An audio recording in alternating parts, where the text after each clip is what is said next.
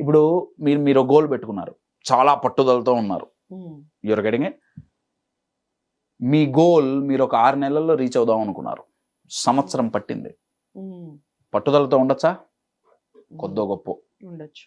2 ఏళ్ళు అయితే కొంచెం డౌట్ఫుల్ వస్తుంది. 3 ఏళ్ళు అయితే చాలా అనిపిస్తుంది. 4 ఏళ్ళు అయితే మన వల్ల కాదనిపిస్తుంది. కానీ ఒక వ్యక్తి తన గోల్ రీచ్ అవ్వటానికి తనకి 2 కాదు, 3 కాదు, 4 కాదు, 22 సంవత్సరాలు పట్టింది. 22 సంవత్సరాలలో 20 సంవత్సరాలు తన చుట్టుపక్కల ఒక వ్యక్తి కూడా, కనీసం ఒక వ్యక్తి కూడా, ఇంట్లో తన కన్న తండ్రి కూడా సపోర్ట్ చేయలా. ఒక్కడే ఏకాకిగా తన గోల్ రీచ్ అవ్వాల్సిందే, సాధించాల్సిందే అని పట్టుదలతో నించొని సాధించిన వ్యక్తి కదా ఇది. 22 సంవత్సరాలండి. నేను ఈ స్టోరీ విన్నప్పుడు కరెక్ట్గా నా వయసు 22 ఏళ్ళప్పుడు. స్టోరీ ఏంటంటే ట్రూ స్టోరీ ఏంటంటే, ఇప్పుడు నార్మల్గా మనకు దాహం అయితే ఏం చేస్తాం? చాలా సింపుల్గా బిందెలో ఉంటే ముంచుకొని తాగుతాం, ఫిల్టర్లో ఉంటే పట్టుకొని తాగుతాం, లేకపోతే రోడ్డు మీద ఉంటే 10 రూపాయలు 20 రూపాయలు ఇచ్చి కొనుక్కొని తాగుతాం. కానీ ఒకప్పుడు గెహలోర్ అనే ఒక విలేజ్లో, బీహార్లో గెహలోర్ అనే విలేజ్లో ఒకప్పుడు పరిస్థితి ఏంటంటే, వాళ్ళు మంచినీళ్ళు తాగాలి అంటే వాళ్ళున్న విలేజ్లో మంచినీళ్ళు దొరికేవి కావు.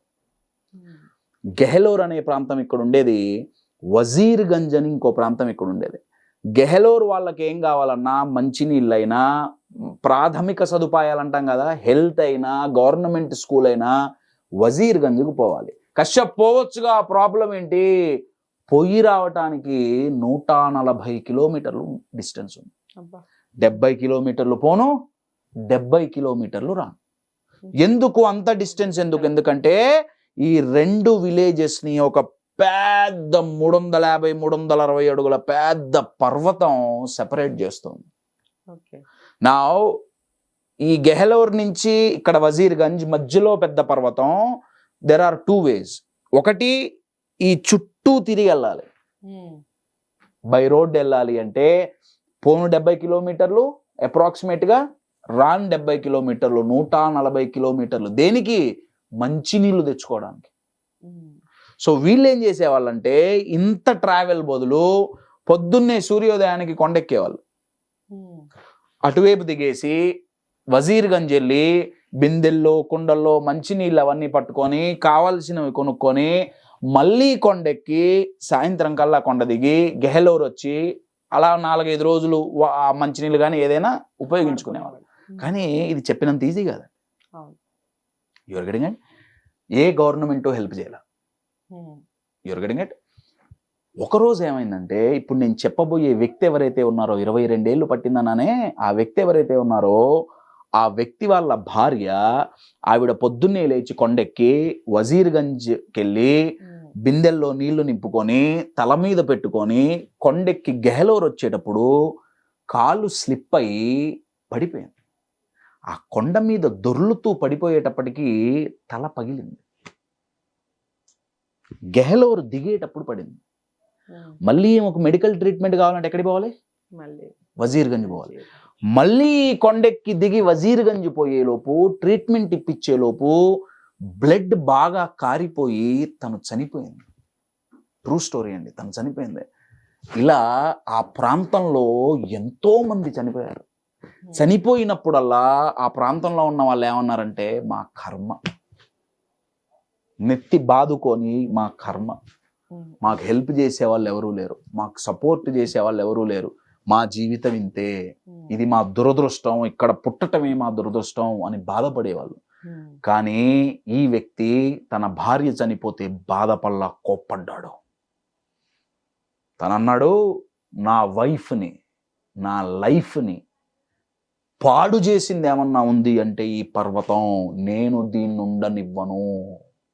ఆ పర్వతం దగ్గరికి పోయి నించోని అన్నాడు, నువ్వు నా భార్య తల పగలగొట్టావు కదా, నేను నిన్ను పగలగొడతా.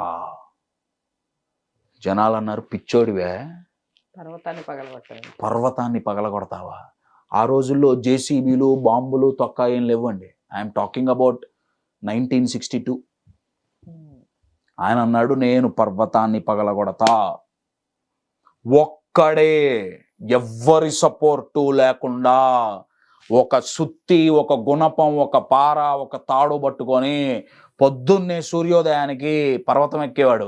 ఎక్కి పగలగొట్టాడు. రోజుకు కొంచెం, రోజుకు కొంచెం, రోజుకు కొంచెం, రోజుకు కొంచెం ఆ పర్వతాన్ని మధ్యలో బద్దలుగా పగలగొట్టి, ఇంకా లిటరల్గా చెప్పాలంటే చీల్చేశాడు. పర్వతాన్ని చీల్చేసి మధ్యలో ఒక కొత్త రహదారి నిర్మించాడు. ఇప్పుడు డిస్టెన్స్ 3 కిలోమీటర్లు కూడా లేదు. కానీ ఇది చెయ్యటానికి ఆ వ్యక్తికి 22 సంవత్సరాలు పట్టింది. నా క్వశ్చన్ ఏంటంటే, మీ గోల్ రీచ్ అవ్వటానికి 22 సంవత్సరాలు పడితే పట్టుదలతో నించోగలుగుతామా? ఆ వ్యక్తి నించున్నాడు. ఆ వ్యక్తి ఇంకెవరో కాదు, మీకు స్క్రీన్ మీద ఫోటో కనబడుతుంది. The mountain man of India, one of my favourite human beings and favourite stories, one and only Dashrath Manjhi. ఆయన పేరు దశరథ్ మాంజీ. మీకు స్క్రీన్ మీద ఫోటో కనపడుతుంది చూడండి. ఆ మౌంటైన్ కూడా చూపిస్తారు మీకు స్క్రీన్ మీద. అంతకుముందు ఎలా ఉండేది, ఇప్పుడు పగలగొడితే ఎలా ఉంది. జస్ట్ ఇమాజిన్ అండి, 22 ఏళ్ళు. ఏం చేశాడు ఆయన? పర్వతం పగలగొట్టాడు. కొన్ని నెలల తర్వాత మొదలుపెట్టి 1962లో మొదలు పెడితే 84లో కంప్లీట్ అయింది. ఒక 6 నెలలు 7 నెలలు గడిచిన తర్వాత స్ప్రెడ్ అయింది న్యూస్ అంతా. దశరథ్ మాంజీట పర్వతం పగలగొడుతున్నట్ట. ఎవరు మోటివేట్ చేయాల, తనని ఎవరు ఇన్స్పైర్ చేయాల. సాయంత్రం పగలగొట్టి ఇంటికి వెళ్తుంటే ఆ విలేజ్లో సర్పంచ్ దగ్గర నుంచి పిల్లగాళ్ళ వరకు అందరు లైన్లో నించునేవాళ్ళు. నించోని రాళ్ళు తీసుకొని ఆయన్ని కొట్టారు. పిచ్చోడు వెళ్తున్నాడు, పర్వతాన్ని పగలగొడతాట. పత్ని మరగయాతో పాగల్ హోగయా. భార్య చనిపోతే పిచ్చెక్కింది వీడికి, పర్వతం పగలగొడతాట. పగలగొట్టాడు. ఆయన గురించి మాట్లాడేటప్పుడు అంటారు, తాజ్మహల్ కట్టడానికి 22 ఏళ్ళు పట్టింది. దశరథ్ మాంజీ కట్టిన తాజ్మహల్కి కూడా 22 ఏళ్ళు పట్టింది. ఈ రోడ్డే పెద్ద తాజ్మహల్. కానీ అక్కడ 20,000 మందో 30,000 మందో చాకిరి చేసి కట్టారు, కష్టపడి కట్టారు.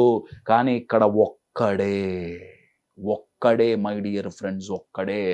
ఆ పట్టుదలలో మనకి 50% ఉంటే మన పరిస్థితి ఏంటి? జస్ట్ ఇమాజిన్ అండి, 22 సంవత్సరాలు. నాట్ అ జోక్ అండి, 22 years. ఆయన మీద ఒక సినిమా తీశారండి హిందీలో, మాంజీ ద మౌంటైన్ మ్యాన్ అని. సేమ్ ఆ బిహారీ హిందీ ఆ స్లాంగ్లో నవాజుద్దీన్ గారు హీరోగా చేశారు. అద్భుతంగా ఉంటుంది సినిమా.